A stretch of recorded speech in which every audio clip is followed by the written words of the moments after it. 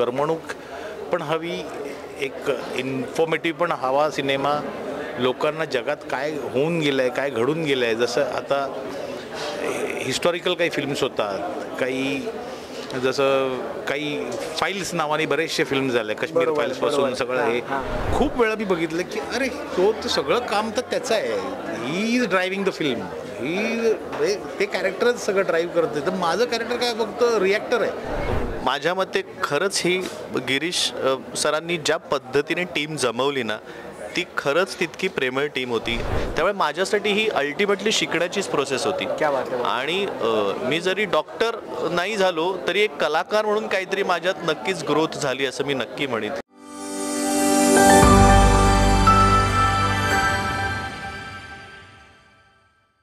मराठी चित्रपटांना खरंच खूप सुंदर आणि चांगले दिवस आले आहेत असं बोलायला हरकत नाही, कारण का खरंच खूप वेगवेगळ्या पठडीचे आणि वेगवेगळ्या धाटणीचे सिनेमे आपल्याला बघायला मिळाले आहेत. प्रत्येक सिनेमावर प्रेक्षकांनी तेवढंच भरभरून प्रेमसुद्धा केलं. नोव्हेंबर महिना आपल्या भेटीला आला आहे आणि नोव्हेंबर महिन्याची सांगता कशा पद्धतीने व्हावी, तर नोव्हेंबर महिन्याची सांगता ही ताटकणाने व्हावी असं बोलायला हरकत नाही, कारण का नोव्हेंबर महिन्याच्या शेवटी एक नवा सिनेमा आपल्या भेटीला येतो. सिनेमाचं नाव आहे ताटकणा आणि त्याच सिनेमातील गोड कलाकारांनी दिग्दर्शक माझ्यासोबत आहेत. तर सगळ्यात आधी आपण दिग्दर्शकापासून सुरुवात करूया. सर, ताटकणा घेऊन येतं आहे, नोव्हेंबर महिन्याची सांगता आपल्या सिनेमाने होते. जसं मी सुरुवातीला बोललो की मराठी चित्रपटांना खरंच खूप सुंदर असे दिवस आलेत, कारण गेल्या 2 महिन्यामध्ये एवढे सुंदर धाटणीचे वेगवेगळ्या कथेचे सिनेमा आले, त्या सिनेमावर प्रत्येक प्रेक्षकांनी मनापासून प्रेम केलं आहे. ताटकणा घेऊन येत आहे म्हणजे मला असं वाटतं की प्रत्येक सिनेमा हा करमणूक करतोच असं नाही, तर काही सिनेमामधून आपल्याला कशा पद्धतीने आपण जगलं पाहिजे किंवा अशा काही लोकांच्या स्टोरीज किंवा अशा काही लोकांच्या संहितासुद्धा आम्हाला बघायला मिळतात प्रेक्षकांना, ज्या ह्याच्या आधी आम्ही कधी ऐकल्या नसेल किंवा वाचल्या नसेल. ताटकणा घेऊन येत आहे, काय कन्सेप्ट होती डोक्यामध्ये किंवा कुठे थॉट आलं की नाही हा विषय किंवा या सरांची एक स्टोरी सिनेमापर्यंत प्रेक्षकांपर्यंत पोहोचली पाहिजे, काय सांगाल? ताटकणा हा सिनेमा नुसता सिनेमा नाही आहे, तर तो एक अनुभव आहे. एखादा म्हणजे एक ध्येय वेड्या माणसाचा अनुभव आहे.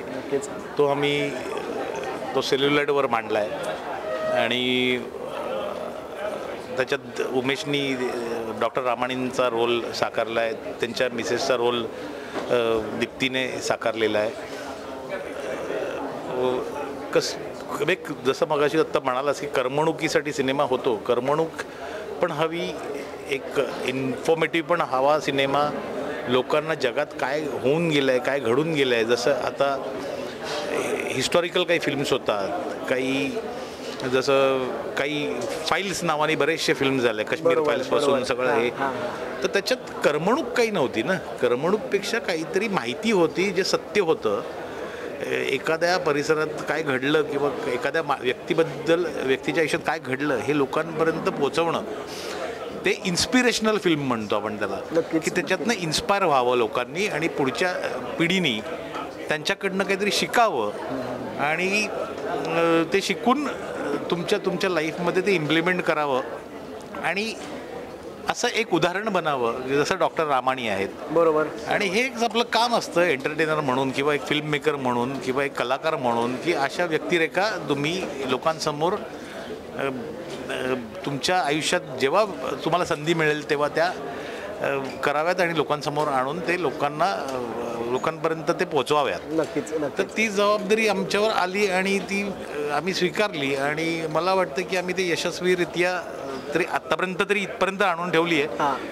आता प्रेक्षक सांगतील की यशस्वी आहे की नाही, ते तरी स्वतः थिएटरमध्ये येऊन बघून ते त्यांनी सांगावं. बरोबर. जेव्हा आम्हाला पहिली प्रेस नोट आलेली, त्या पहिल्या प्रेस नोटमध्ये आम्हाला ताटकणा फक्त आमच्या शीर्षकाबद्दल कळालं, त्याच्यानंतर आम्हाला स्टारकास्ट कळाले. एका साईडला उमेश आहेत, दुसऱ्या साईडला दीप्ती आहे, त्याच्यानंतर सायली संजीव वगैरे आहेत. म्हणजे असं असतं ना की जेव्हा आपण एखाद्या बायोग्राफी करत असतो किंवा कोणत्या सत्य घटनेवर आपण सिनेमा बनवत असतो, त्या सिनेमामध्ये मला असं वाटतं की कास्टिंग जर झाली ना चांगली तर तो सिनेमा 50% पूर्णपणे तिकडे फिक्सच होतो. मला कास्टिंगबद्दल तुम्हाला विचारायला आवडेल की डोक्यामध्ये हेच कलाकार होते की काय होतं, कसं सांगा? नाही, मग जेव्हा स्क्रिप्ट पूर्ण झाली, श्रीकांत बोजेवारांनी हे स्क्रिप्ट लिहिलं आहे, विजय मुडशिंगीकर याचे निर्माते होते, आता ते नाही आहेत हयात, म्हणजे आम्ही त्यांना मिस करतो आहे आता. खरं तर त्यांचं जे स्वप्न होतं की अशी एक फिल्म व्हावी डॉक्टरांच्या आयुष्यावर, पण जेव्हा हे स्क्रिप्ट रेडी झाल्यावरती ही माझी आयडिया नव्हती उमेश कामतचं कास्टिंग व्हावं. ते विजय मुडशिंगीकरांची आयडिया होती की उमेश कामत आमच्या डोक्यात आहे की उमेश कामत तुम्हाला कसे वाटतात. मग मी थोडासा विचार केला, डॉक्टरांचे फोटो बघितले. मग उमेश बरोबर आम्ही ऑलरेडी काम केलं होतं, अगदी फार वर्षांपूर्वीपासून आम्ही एकत्र कनेक्टेडच आहोत. दीप्तीशी मी कनेक्टेड आहे बरेच वर्षांपासून. मी कामं केली आहेत एकत्र, बरेच प्रोजेक्ट केले. तर जेव्हा मी उमेशला आणि डॉक्टरांना जेव्हा मॅच केलं तर म्हटलं करेक्ट आहे. आणि यावर गेटअपवरती आपल्याला काम करावं लागेल. बरोबर. सौरभ कपाडे जो मेकअपमन आहे, उमेशचा पर्सनल मेकअपमन होता, की ज्यांनी त्याच्यावर खूप छान त्याचा गेटअप केला. कारण तो मेकओव्हर फार गरजेचा असतो, नुसतंच मला वाटतंय म्हणून नाही.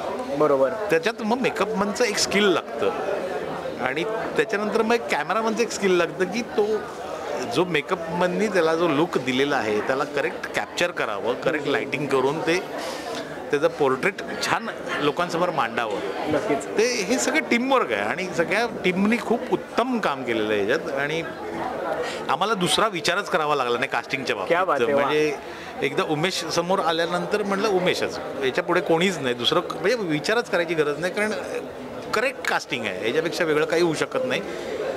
जेव्हा प्रतिमा रामाणींचा जेव्हा रोल होता तेव्हा मला एक उत्तम ॲक्ट्रेस पाहिजे होती की जिचे टँट्रम्स नसले की मला काय रोल आहे असे जे करणारे असतात ना. नॉर्मली कसं बायोपिकमध्ये खूप वेळा मी बघितलं की अरे तो सगळं काम तर त्याचं आहे, he is driving the film, ते कॅरेक्टरच सगळं ड्राईव्ह करते. तर माझं कॅरेक्टर काय फक्त रिॲक्टर आहे. रिॲक्टर खूप इम्पॉर्टंट असतो हे समजणारी दीप्ती देवी आहे. आणि तिने तो रोल स्वीकारल्यामुळे 4 चांद लागले. मी खरंच सांगतो, तिने जे इतकं समजून उमजून काम केलेलं आहे आणि थँक्स फॉर दॅट की दीप्ती तू त्या रोलसाठी हो म्हणालेस आणि केलंस. सिरियसली क्या बात आहे. मला उमेश तुला विचारायला आवडेल की जसं ह्याच्या आधी सुद्धा डॉक्टरांसोबत आणि त्याच्यासोबत आम्ही गप्पा मारल्या, तर डॉक्टरांचं सुद्धा तेच होतं की मी जे संघर्ष केला किंवा जो काही आहे त्यामध्ये मी उमेशला बघितलं आणि उमेशने तंतोतंत तसं केलं आहे असा विश्वास असणं सुद्धा खरंच खूप मोठी गोष्ट असते. दिग्दर्शकाचा विश्वास, संपूर्ण टीमचा विश्वास आणि ज्या व्यक्तीवर आधारित किंवा ज्या व्यक्तीच्या कथेवर आधारित आपण सिनेमा करतो त्या व्यक्तीचा विश्वास असणं सुद्धा तेवढंच महत्त्वाचं असतं. काय सांगेल किती फॅन्स मला बोलतात ना की रोमांचकारी होती, कारण का आम्ही आता ट्रेलर लॉन्च होताना सुद्धा खूप गोष्टी ऐकल्या, त्याच्यानंतर हांडे सरांनी सुद्धा खूप काही गोष्टी सांगितल्या आम्हाला. काय सांगशील एकंदरीत कसा होता हा प्रवास सगळा? नाही खरंच ही माझ्यामध्ये ही टॅगलाईन सिनेमा जनरली टॅगलाईनचा आधी ठरत असतावेत. माझ्या मते हा सिनेमाची टॅगलाईन ही सिनेमात झाल्यानंतर ठरली आहे, कारण जे सिनेमा करताना अनुभवलेलं आहे ते सगळं म्हणजे फक्त डॉक्टरांच्या आयुष्यावरती नाही, पण सिनेमा बनवताना खरंच संघर्ष, जिद्द आणि या सगळ्याचा तितकाच चांगला अनुभव आणि प्रेमाचाही डेफिनेटली. कारण माझ्या मते खरंच ही गिरीश सरांनी ज्या पद्धतीने टीम जमवली ना ती खरंच तितकी प्रेमळ टीम होती. आणि कोणीही ह्या सिनेमाकडे एक कमर्शियल प्रोजेक्ट म्हणून न बघता एका कुठल्या तरी महान व्यक्तीसाठी त्यांनी एवढं मोठं काम केलेलं आहे, तर आपण एक त्यांना मानवंदना म्हणा किंवा एक काय म्हणतात त्यांना सॅल्यूट करण्यासाठी मला असं वाटतं की प्रत्येकाला असं कधीच वाटलं नाही. मध्ये खरंच गिरीश सर म्हणाले तेव्हा असं इतका मध्ये काळ आला होता की यार हे होतंय की नाही होतंय, आता कंटाळाला काय होतंय, पण तरी माझ्या मते जेव्हा गिरीश सरांचा फोन यायचा नाही आपल्याला करायचं आहे, म्हणजे त्यांच्या आतमध्ये सुद्धा ती जी जिद्द होती की नाही ही फिल्म कम्प्लीट करायची, मी ती फिल्म कम्प्लीट करणार कितीही अडचणी येऊ देत. आणि आज खरंच हा दिवस आला आहे की आता हा चित्रपट रिलीज होतोय. आणि मला असं वाटतंय की मी नेहमीच म्हणतो आणि हे मला पहिल्याच काही दिवसात कळलं होतं की प्रत्येक कलाकार आपण म्हणतो की आपण अभ्यास करतो, आता डॉक्टरांचा म्हटलं तर डॉक्टरांचा अभ्यास करतो, पण तुम्हाला सोपं कधी जातो तुमचा अभ्यास की अभ्यास घेणारा किंवा आजूबाजूचे लोक जेव्हा तुमचे तेवढेच हुशार असतील ना तेव्हा तुमचा अभ्यास करणं सोपं होतं. आणि त्यामुळे मी डॉक्टरांचा अभ्यास करूच शकत नाही, कारण मी डॉक्टर झालो असतो नाही तर त्यांचं एक पुस्तक वाचतानाच माझं आयुष्य गेलं असतं. त्यामुळे मी त्या भानगडीत पडलो नाही. मी एवढंच ठरवलं की डॉक्टर सुद्धा स्वतःहून काही टिप्स देत होते, काय पद्धतीने चाललं पाहिजे, मी कसा चालायचो, मी काय पद्धतीने तिने टेक्निकली हॉस्पिटलच्या गोष्टी कशा वापरल्या पाहिजेत त्या ते सांगायचे. आणि गिरीश सरांचा तितकाच मला ओव्हरऑल त्यांच्या डोक्यात सिनेमा तयार होत होता, ते काय बघत होते सिनेमाकडे, माणूस म्हणून इमोशन्स काय पद्धतीने बाहेर काढता येतील. बरोबर. कारण अल्टिमेटली आपण ही डॉक्युमेंटरी करत नाही आहोत, तर आपण एक चित्रपट करतो नक्कीच, आहोत. नक्कीच. आणि ज्याच्यात कुठेतरी लोकांना गुंतवून ठेवण्यासाठी आणि तितकाच इम्पॅक्ट देण्यासाठी ज्या ज्या गोष्टींची गरज आहे ते आपल्याला करणं गरजेचं आहे. म्हणून अशा पद्धतीने अनेकदा इम्प्रोव्हायझेशन्स करत करत नव्याने काही काही सीन्स लिहित मला असं वाटतं की हा सिनेमा हा खरंच तयार होत गेला. म्हणजे अनेक गोष्टी गिरीश सरांनी पोस्ट प्रोडक्शनला म्हणजे डबिंगच्या वेळेला अनेक गोष्टी त्यांनी बदलल्या आणि त्याचा इम्पॅक्ट आणण्यासाठी काय प्रयत्न करता येतील यासाठी माझ्या मते. त्यामुळे माझ्यासाठी ही अल्टिमेटली शिकण्याचीच प्रोसेस होती. आणि मी जरी डॉक्टर नाही झालो तरी एक कलाकार म्हणून काहीतरी माझ्यात नक्कीच ग्रोथ झाली असं मी नक्की म्हणेन. म्हणजे असं बोला काय हरकत नाही की जर आपल्यासोबत माणसं सगळी पॉझिटिव्ह विचाराचे असले किंवा आपण जो विचार करतो त्याच विचाराचे असेल तर कोणतंही काम असू दे, फक्त सिनेमाच नाही तर कोणतंही काम हे चांगलं 100% पार पडतं असं बोला काय हरकत नाही. हे डॉक्टरांकडनंच आम्हाला शिकायला मिळालं. डॉक्टरांनी पण तेच केलं आयुष्य की बी पॉझिटिव्ह, थिंक पॉझिटिव्ह, बी पॉझिटिव्ह, सगळं चांगलं होणार. नक्कीच. हे त्यांच्या आयुष्यात हे त्यांनी केलंय म्हणून ते इतके ह्या लेवलला गेले. आज जगात 5च टॉप मोस्ट न्यूरोसर्जन आहेत ज्यांची नावं आहेत, ते त्यात डॉक्टर प्रेमानंद रामाणी आहेत आणि ते आपले भारतीय आहेत. वा, येस, हो. ह्याचा आपल्याला अभिमान असायला पाहिजे. आणि अशा माणसावर जर सिनेमा होत नसेल तर मग दुर्दैव आहे. तर तो झाला आमच्याकडनं आणि आम्हाला ते म्हणजे आमचं भाग्य. मला दीप्ती तुला विचारायला आवडेल, जसं सर सुद्धा बोलले की बायोग्राफीमध्ये खूप वेळा असं होतं की जो लीड असतो त्याला सगळा फोकस न होता समोरचा जो व्यक्ती असतो तो फक्त रिॲक्टरच असतो की काय, पण तो रिॲक्टर सुद्धा तेवढाच महत्त्वाचा असतो. सिनेमाचं नाव जसं आहे तसंच डॉक्टरांच्या आयुष्यामध्ये सुद्धा त्यांच्या मागे ताट उभी असलेली त्यांची पत्नी त्यांच्या भूमिका तू निभावतेस. किती फॅसिनेटिंग वाटतं सगळं की हे सगळं घडत असताना असा कॉल आपल्याला येतो आणि असा रोल येतो आणि त्याच्यानंतर खूप दिवसानंतर पुन्हा एकदा प्रेक्षकांसमोर येणार असतो सिनेमातून. काय सांगशील? खूप आनंद होतो आहे सगळ्यात आधी की आम्ही इतके वर्ष जो सिनेमा करत होतो तो पूर्णत्वाला आला आहे आणि आता तो तुम्हाला पाहायला मिळणार आहे. आणि ह्या चित्रपटाद्वारे तुम्हाला एका अशा माणसाची संघर्षगाथा पाहायला मिळणार आहे, एक सक्सेस फॉर्म्युला तुम्हाला. आणि प्लिफ नावाची जी एक टेक्निक डॉक्टर रामाणेंनी आपल्या सगळ्यांसाठी खुली करून ठेवली आहे, ज्याचा अनेक लाखो करोडो रुग्णांना ज्यांचा फायदा झाला आहे, अशा भारतीय आणि त्यात आपल्या मराठी माणसाची तुम्हाला एक इन्फॉर्मेटिव्ह आणि एक काय म्हणू प्रेरणादायक स्टोरी तुमच्यासमोर येते आहे. मला असं वाटतं आपण विविध जॉनरचे मनोरंजनाचे अनेक पैलू तपासतो, चित्रपट असू देत, वेब सिरीज असू देत, पण जेव्हा माहितीपट तुमच्याकडे येतो तो पण इतक्या रंजक पद्धतीने लिहिलेला, डिरेक्ट केलेला आणि उत्तम काम केलेला सगळ्यांनी, तर मला असं वाटतं की सगळ्यांनी ही संधी सोडू नये. आणि डॉक्टर रामाणेंचं काम तर तुम्हाला सगळ्यांना माहितीच आहे, पण चित्रपटाद्वारे त्याला अजून रंजक पद्धतीने तुम्हाला तो पाहायला मिळेलच. पण त्याच्या मागे कुटुंबाचा सगळा भार सांभाळणं, कुटुंबाचं सगळं काय म्हणतो त्यांना कुठेही डिस्टर्ब न करता हे सगळं शांतपणे, पण म्हणतो ना की ग्रॅव्हिटी त्याची किंवा ही मुळं ही जितकी तुमची छान असतील तितकं ते झाड मोठं होत जातं. आय थिंक ते काम प्रतिमा रामाणेंचं आहे.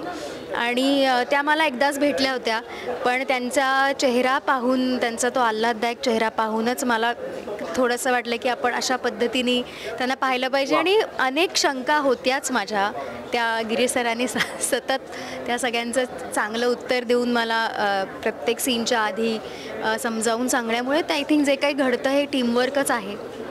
उमेशसोबत मी आधी एक सिनेमा केला होता फार वर्षांपूर्वी, समर एक संघर्ष, तीही संघर्षाची कथा होती. आणि आता हा सुद्धा सिनेमा एक संघर्ष गाथा आहे. तर व्हेरी हॅपी. गिरीश सरांनी मला पहिला ब्रेक दिला होता सिनेमामध्ये आणि त्यांच्या एका शब्दावर आणि त्यांच्या एका वाक्यावर मी हा सिनेमा हो म्हणाले होते. आणि करत जाताना आम्हाला जास्त हे कॅरेक्टर उलगडलं असं मला वाटतं. आणि उमेशसोबत पुन्हा काम करायचा आनंद आहेच. आणि काय पद्धतीने हा सिनेमा सगळ्यांनी जिद्दीने पूर्ण केला, सुरुवात झाली, काय अडथळे आले, हे सगळं पाहिल्यावर असं वाटतं की आयुष्य घडतं, हे असं आयुष्य घडलं तसा सिनेमा घडला आहे. आणि I am a part of it. I am very proud of it. क्या बात आहे. नाही, खरंच खूप भारी वाटतं. तुर्तासमध्ये थांबतो. सिनेमा 28 तारखेला भेटायला येतोय. प्रदर्शित झाल्यावर मला तुमच्यासोबत गप्पा मारायला आवडेल, कारण का त्याच्यानंतर खरे प्रश्न येतील मला सुद्धा. खूप साऱ्या गोष्टी तेव्हा कळतील. तोपर्यंत खरंच खूप धन्यवाद आणि तुमच्यासोबत तुमच्या संपूर्ण टीमला all the very best. Thank you very much.